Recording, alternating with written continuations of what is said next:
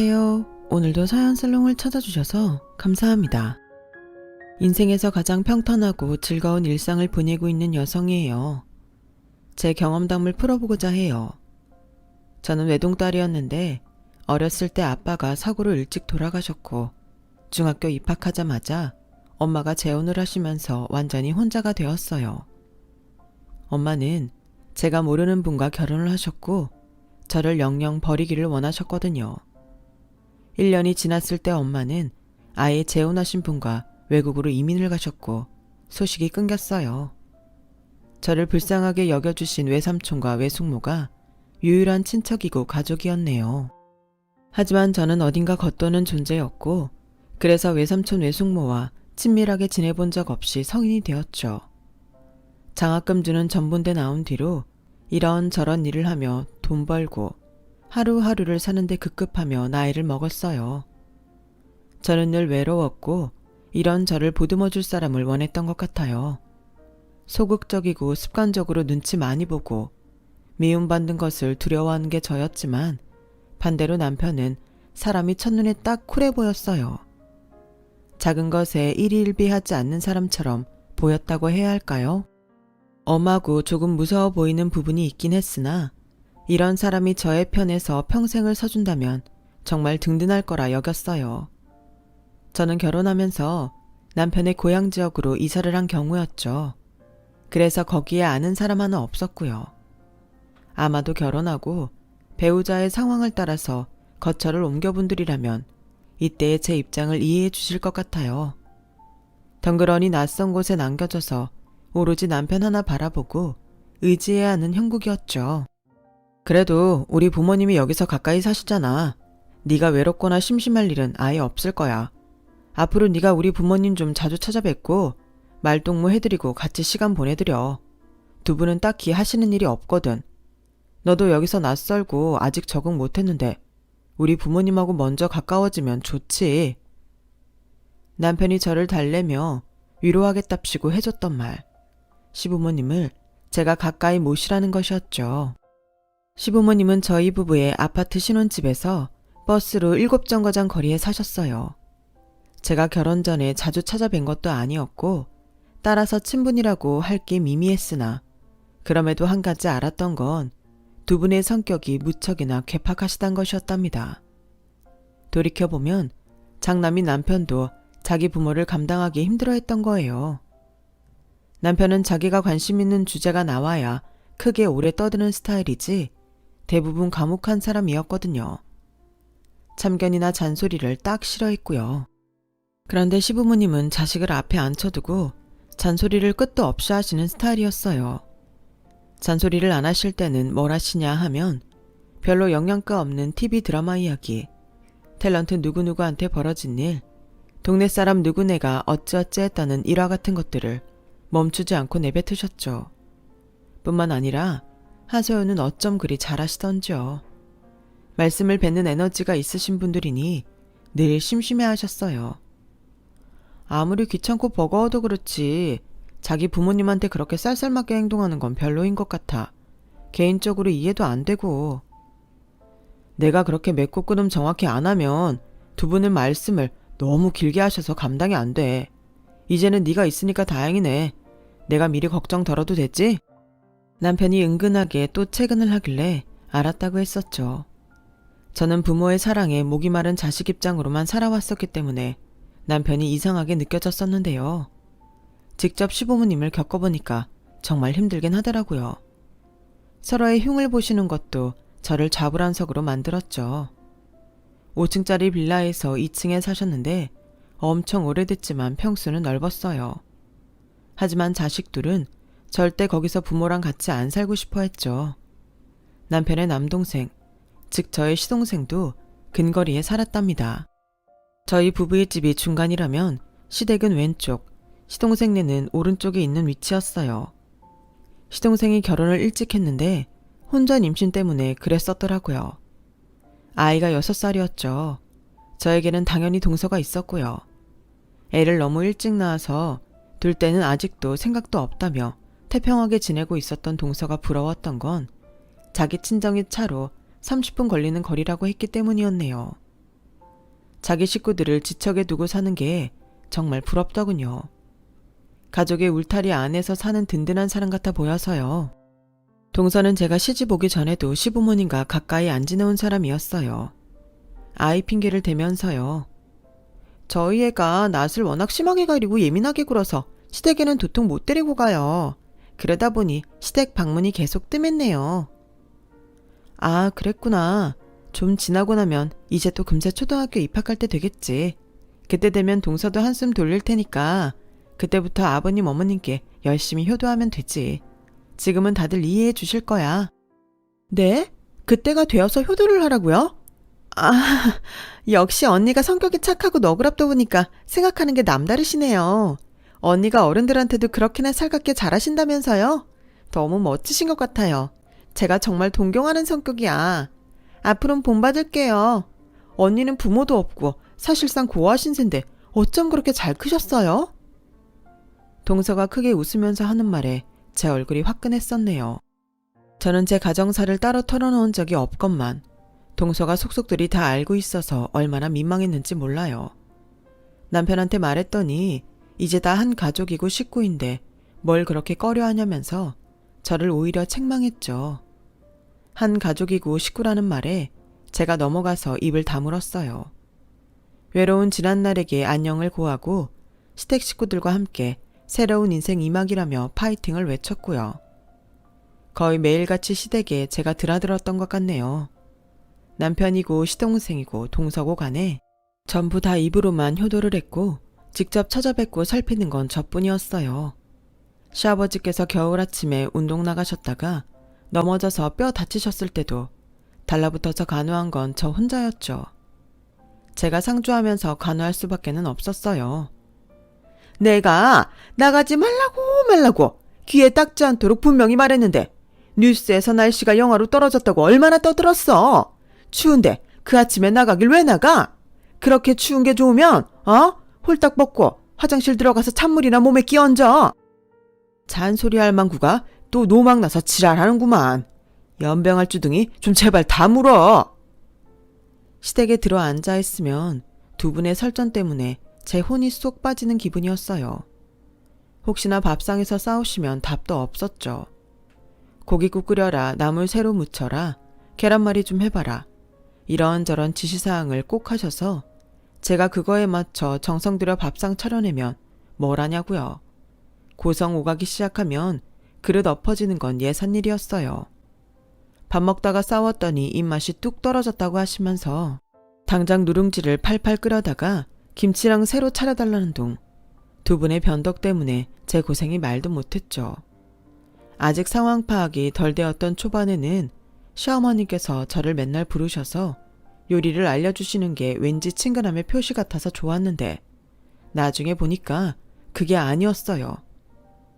이게 다 너 생각해서 너 위해서 알려주는 거란다. 잘 보고 배워둬라. 이런 것들은 어디 가서 돈 주고도 못 배워. 네, 어머님. 설마 여기에 새우젓 넣고 간을 맞출 생각은 못 해봤네요. 알려주신 덕분에 깨우쳤어요. 잘 알았으면 이제 다음부터 이 요리는 네가 차릴 수 있겠지? 자, 이걸로 나한테 전수받은 총 7개 요리법 완성했다. 그러면 이제 네가 눈 감고도 뚝딱 차려낼 수 있는 요리가 7개인 거야. 맞지? 눈 감고도 차릴 수 있을지는 모르겠는데요. 제가 워낙 요리의 수질 자체가 뛰어나질 않아서요. 하지만 가르쳐 주신 대로 열심히 앞으로 해보겠습니다. 땡! 열심히 해서만은 안 돼. 잘해야지. 먹는 입이 귀한 입인데 맛있게 잘 차려내야지. 열심히 한다고만 하면 그걸로 만족이 되겠니? 양념장 휘졌던 수저를 입으로 가져가서 쪽 빠시더니 그걸로 제 손등을 세게 내려치시면서 시어머니께서는 연속으로 훈계를 하셨어요. 그때 머릿속에 이거 만만치 않겠구나 라는 생각이 들었던 것이죠. 그 이후로도 여러 차례 시어머니께서는 당신만의 요리 비법이라며 저에게 여러 가지를 전수해 주셨고 몇 주가 지나서부터는 저를 본격적으로 부려먹기 시작하셨던 겁니다. 무슨 요리 해달라고 시어머니께서 말씀하시면 저는 당장에 그거 만들 재료를 장받아가 불이 나게 시댁으로 달려가서 부엌에 박혀 있어야 했어요.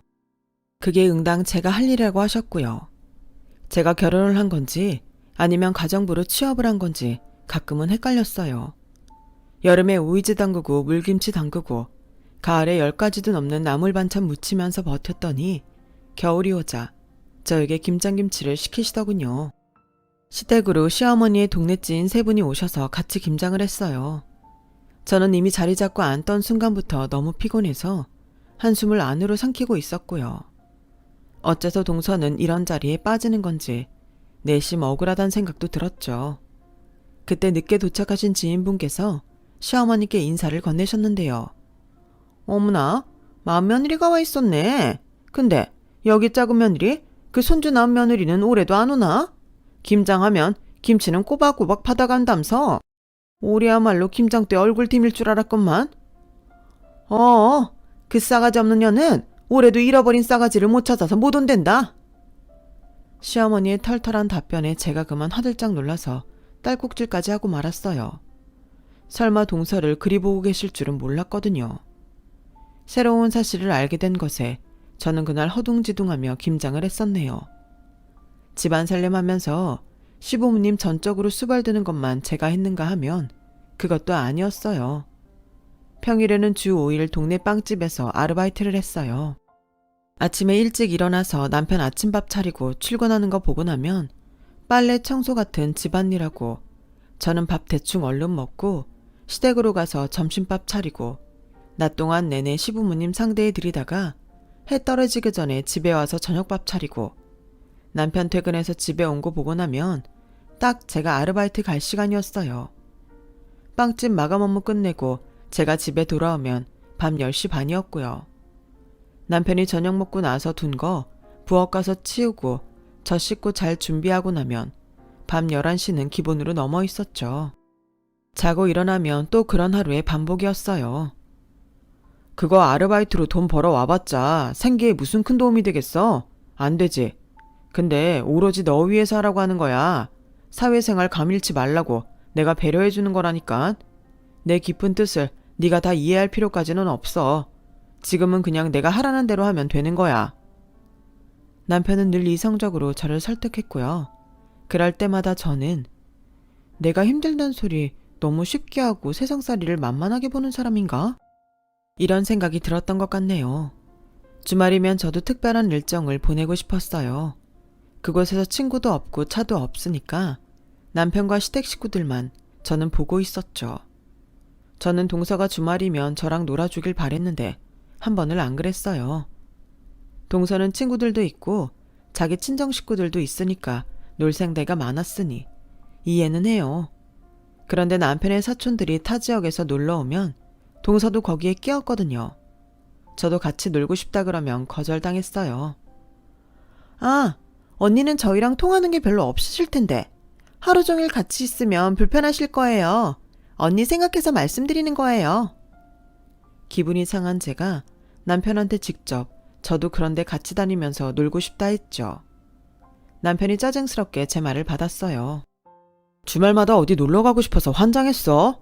너 어디 멀리 가면 우리 부모님은 대체 누가 상대해드리는데?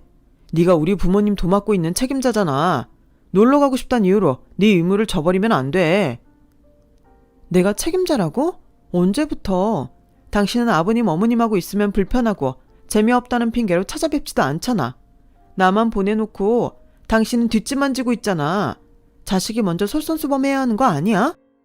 너 이렇게 따박따박 지적하는 거 별로 보기 좋지 않아. 너답지 않다고. 너 지금 흥분한 모양인데 머리 좀 식혀. 남편이 표정을 굳히면서 그렇게 말하면 저는 기가 죽어서 더 이상 말을 하고 싶지가 않아졌어요. 그러던 어느 주말 동서가 시부모님께 손주를 보여드려야겠다고 얘기를 하더군요. 저는 당연히 혼자 아이 데리고 시댁 가기 민망하니까 저도 같이 가달라는 그런 건 줄 알았고요. 하지만 동서는 저에게 자기 아이를 떠맡긴 채 놀러가 버렸습니다. 모두가 자기 시간을 온전하게 가지고 사는 중인데 저만 홀로 모든 것을 감당하며 버티는 중이었어요. 그럼에도 동서가 저에게 눈물까지 글썽이며 고마움을 표했던 순간 언니 덕분에 제가 종종 숨통이 트이는 거 아세요? 저는요 진짜 언니가 대단하다고 생각해요. 언니 안 계셨으면 제가 어쩔 뻔했을까 하는 생각 엄청 자주 하고 살아요. 늘 고마워요. 언니의 존재 자체가 저에게는 큰 도움이에요. 이런 게 저를 계속해서 버티게 만들었고요. 시동생 역시도 자기 형이 결혼 한번 잘했다면서 자기가 나중에 은혜 다 갚을 거라면서 저에게 늘 신세를 지고 있음을 강조했었죠.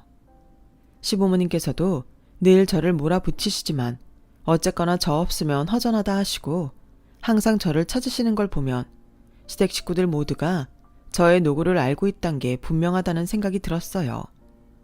남편 또한 아주 가끔 저를 보며 머쓱한 표정으로 고마움을 드러냈거든요.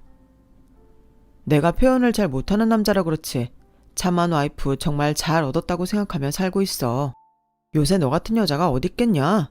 그러니까 고생 좀만 더 해주라. 우리 부모님 언제까지 저렇게 활개치실 것 같아. 장담하건대 몇 년 안 남았어. 좀만 고생 더 해주고 우리 부모님한테 항상 내 얘기 좋게 잘해주는 거 잊지 말고. 알았지? 우리 와이프가 세상에서 제일 최고다. 이 무심한 사람이 제가 고생하고 있단 것만은 제대로 알고 있구나 싶어서 안심됐었죠.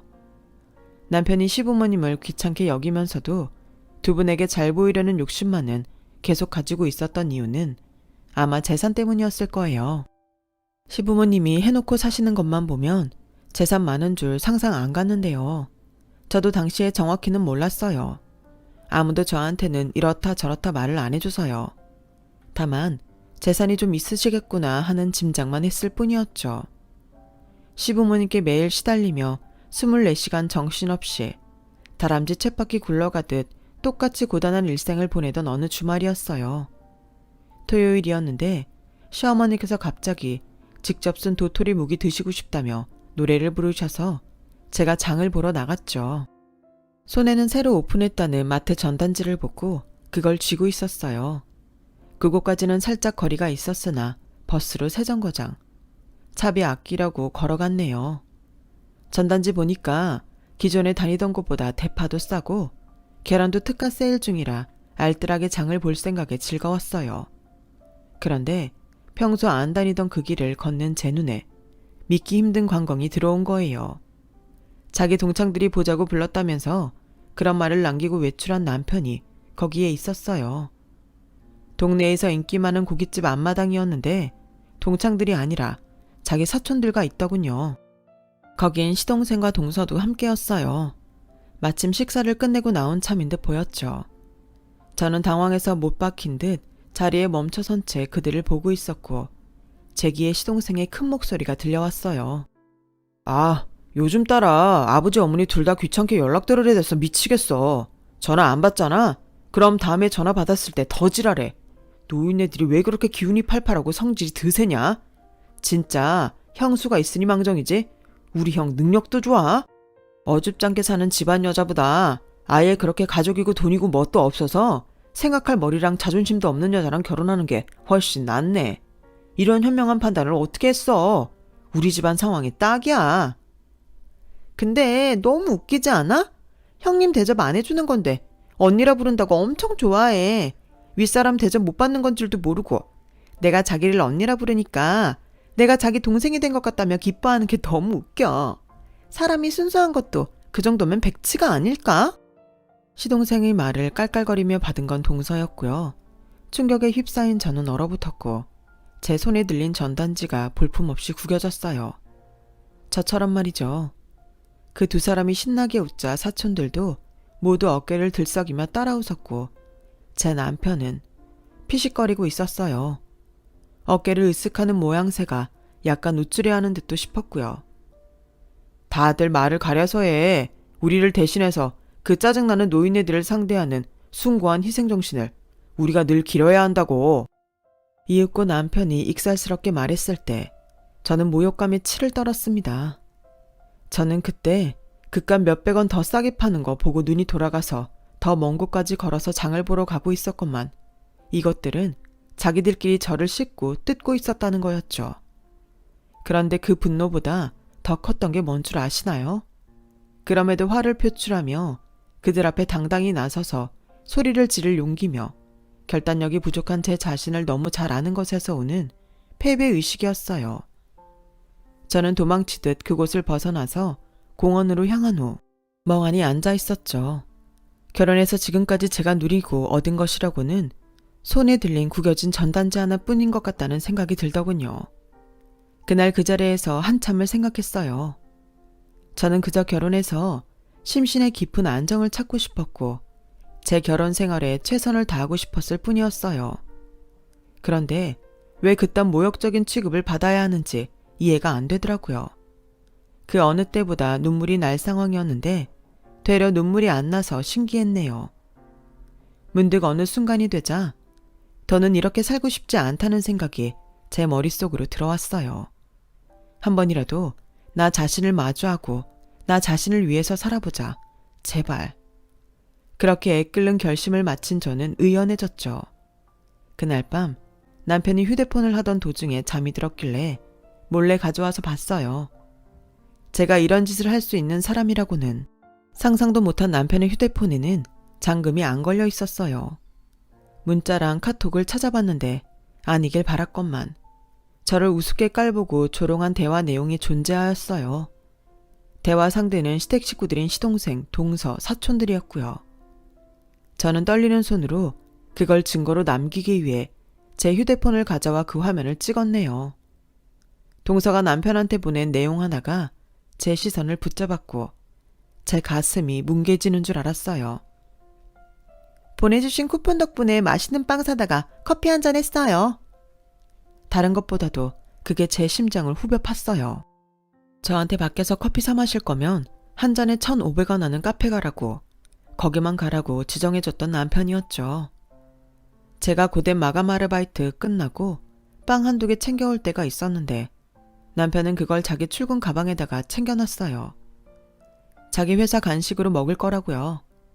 저도 빵 좋아하고 잘 먹거든요.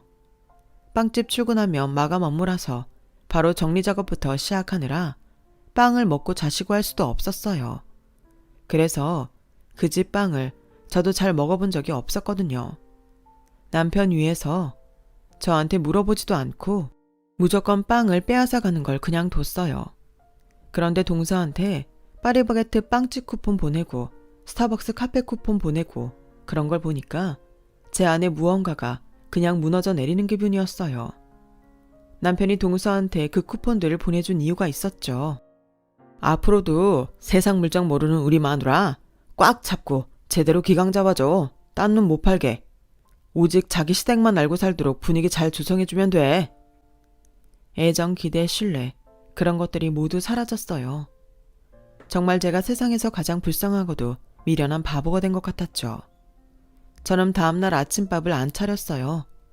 이불 속에 몸을 숨기고 남편이 아침밥 타령하는 걸 가만히 듣고 있었고요. 남편 출근 후에는 제가 시댁으로 곧장 향했어요. 저는 이혼을 할 작정이었고 그러기 위해서는 시부모님께 먼저 고하는 것이 수월할 거라는 본능적인 직감이 들었거든요.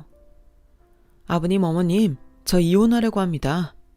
그렇게 결심한 이유는 더 이상 못 해먹겠어서입니다. 제가 조용히 말씀드리자 두 분은 침묵을 지키시며 저의 안색을 살피셨어요. 거짓도 농담도 아니란 것을 가늠하시는 모양이었죠. 이혼 얘기 꺼내면 득달같이 난리치실 줄 알았는데 고요하셔서 저는 당황했어요. 시어머니께서는 제가 이렇게 인내심이 얄팍한 사람이라 생각하지 않으신다면서 진짜 이유가 뭐냐고 가라앉은 목소리로 물어보셨어요. 시아버지께서는 계속 인상을 쓰고 계셔서 살짝 기가 죽은 제가 고개를 푹 숙인 채로 주절주절 말을 시작했습니다. 차라리 두 분의 얼굴을 보지 않고 거실 바닥만 보면서 혼자 떠드니까 말은 잘 나가더라고요. 말을 하다 보니까 남편을 비롯한 모두가 시부모님을 얼마나 경시하고 있는지까지도 상세히 밝히게 됐네요. 이런 고약한, 이런 우라질, 이런 몹쓸 것들을 다 보았나. 망할 것들. 부모 품 아래서 어려움 없이 자라고 이날이 때까지 살아온 것들이 주제도 모르고 은혜도 모르고 폐륜을 해? 시아버지께서는 이를 가시며 분노하셨고 그 소리에 놀란 제가 고개를 들었을 땐 온몸을 부들부들 떨고 계시는 시어머니와 눈이 마주쳤죠. 그때 시어머니께서 신경질적으로 외치셨어요. 이혼해. 당장 이혼해서 갈라서버려. 어차피 네가 여기서 무슨 좋은 꼴을 보길 기대하고 더 붙어 있을 수 있겠니? 그럴 수도 없잖아. 하루도 더 끌지 말고 단판에서 이혼해. 기세에 깜짝 놀란 제가 저도 모르게 고개를 열심히 끄덕였네요. 두 분께서는 어쨌든 이혼하라고 해주셔서 다행이었고 저는 그날 밤 남편에게 이혼 선언을 했습니다. 고깃집 앞에서 다 받고 그간 다들 한마음 한뜻으로 저를 업신여겨온 것도 다 알고 있다 밝히면서요. 그랬더니 남편의 첫마디가 이거였죠. 미친년이 개소리하네. 이혼? 웃기지 마. 제가 그 앞에서 웃었어요. 전혀 안 무서운 제 자신이 신기해서요. 제가 웃자 남편이 당황하더군요. 뭘 웃어. 절대 이혼 못 해주고 해줄 생각 없으니까 꿈도 꾸지 마. 네가 할 수 있는 건 없어. 그래? 그럼 이혼 소송 걸게. 이혼 소송도 좋지. 세세하게 조율도 가능하니까. 뭘로 소송 걸 건데? 네가 소송이 뭔지는 알아? 뜻은 알아? 너 자라온 배경 보면 모를 것 같은데? 남편이 신랄하게 저를 비웃었지만 저는 평온하게 미소를 지을 뿐이었어요. 그러자 그제서야 심각성을 인지하기라도 한 것인지 남편이 초조한 표정이 되어서는 저를 또 달래려고 들더군요. 지금까지 그랬던 것처럼요. 그런 식으로 자기는 현명하고 이성적이며 저는 충동적이고 생각이 짧은 사람으로 몰아가는 거였죠. 이제 그 수법을 알고 있었어요. 남편이란 작자의 실체를 알고 나니까 자연스레 깨달아지더군요. 너 지금 이러는 거 너한테 이득될 거 하나도 없어. 너 잘 생각해야 돼. 제발 마음 좀 넓게 써라. 네가 이해하고 넘어가주면 될 일이잖아. 왜? 내가 왜 그래야 돼? 왜 나는 마음이 넓어야 하고 늘 양보해야 하고 늘 참아야 하고 늘 하라는 대로만 해야 돼? 제 울분이 담긴 반문에 남편이 할 말을 잃고서 입술만 깨물었어요. 저한테 반격할 거리를 찾아내기 전에 제가 선수쳤죠. 당신, 내가 이거 딱 하나만 물어보자. 나한테 안 미안하니? 짧은 물음에는 수많은 것들이 함축되어 있었어요. 남편의 귀가 빨개지더니 차마 대답을 못하겠는지 조용히 고개를 떨구더군요. 제가 차갑게 말했죠. 사과 따윈 안 봐라. 당신이 사과할 수 있는 놈이면 나한테 안 그랬어. 이젠 그 사실을 내가 분명히 알아. 지금은 그저 이혼만 하고 싶을 뿐이야. 당신이라는 끔찍한 감옥에서 제발 벗어나게 해주라. 미안해. 내가 다 잘못했어. 너무 추잡하고 찌질하게 굴었어. 다 반성하고 있으니까 내 사과 한 번만 받아줘. 내 행동 미치게 후회해 지금. 남편이 허겁지겁 제 발치에 무릎을 꿇으며 빌었어요.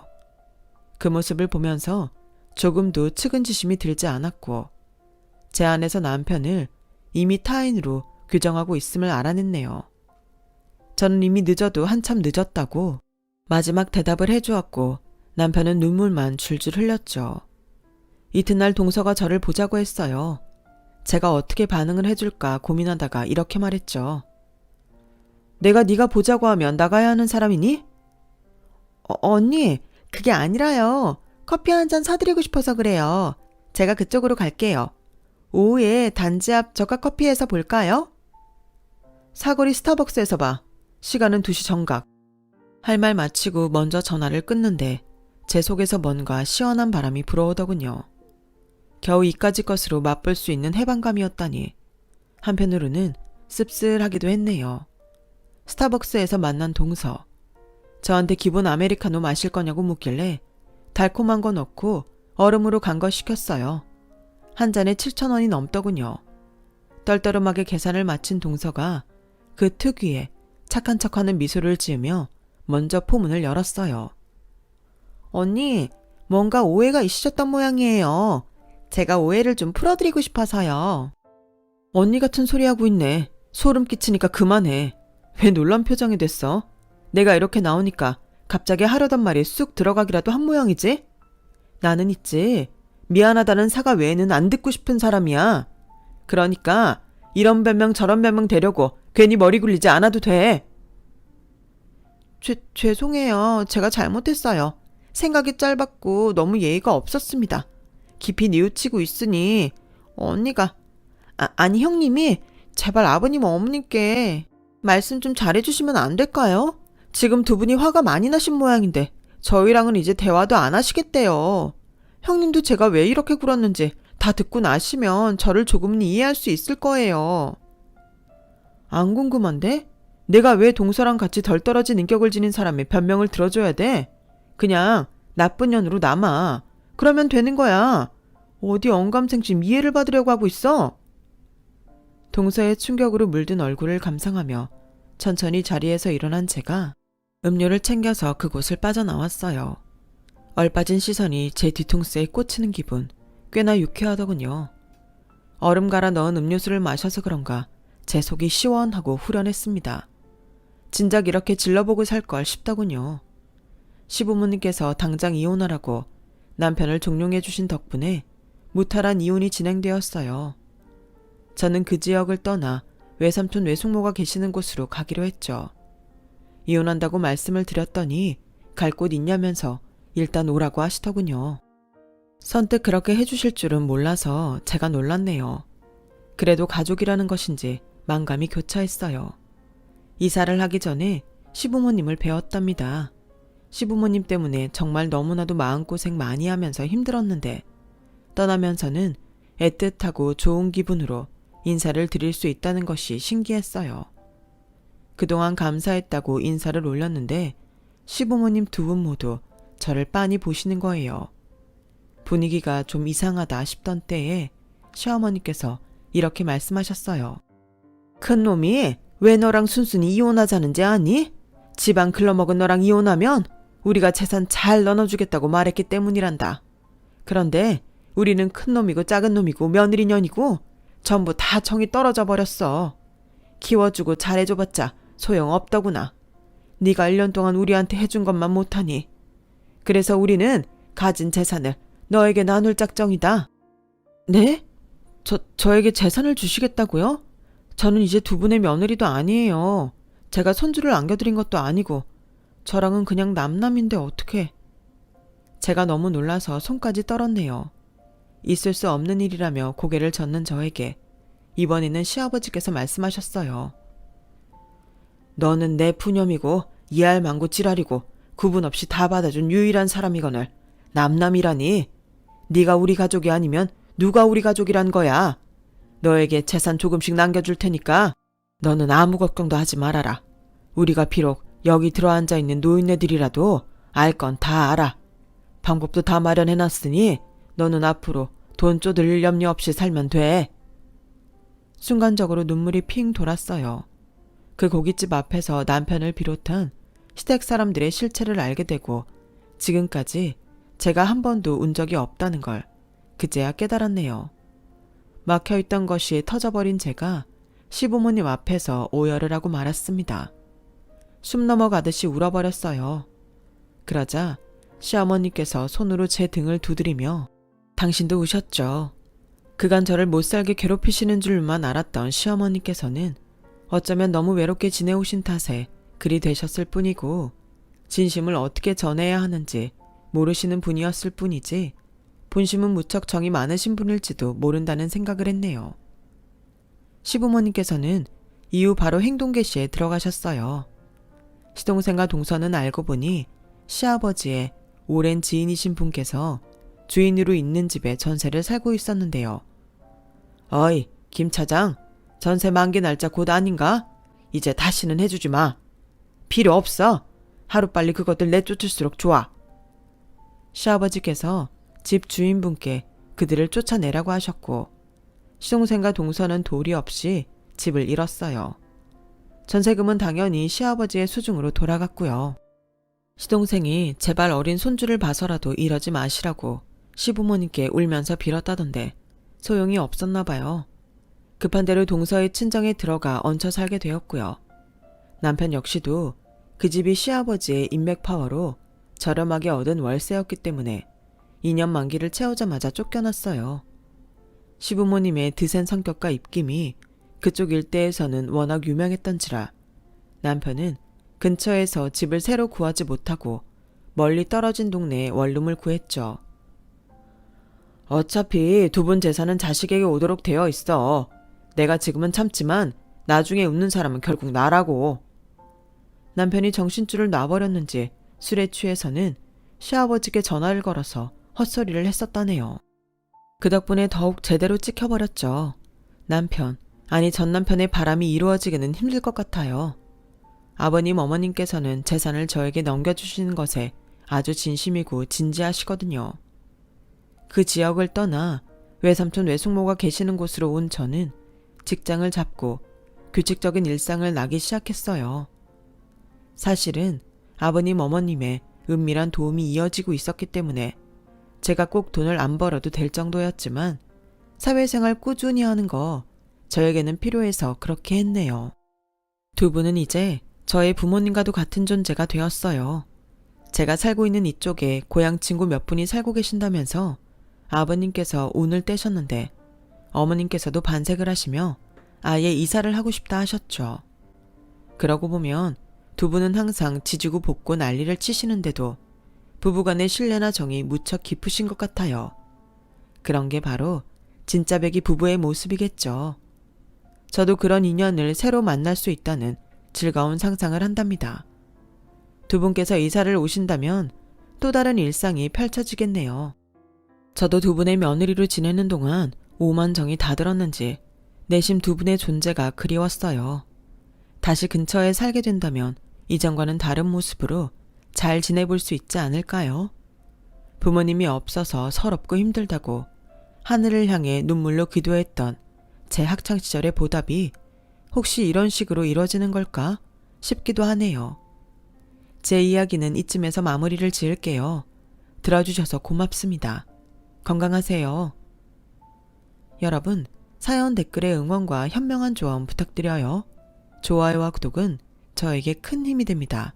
오늘도 좋은 일 가득하세요.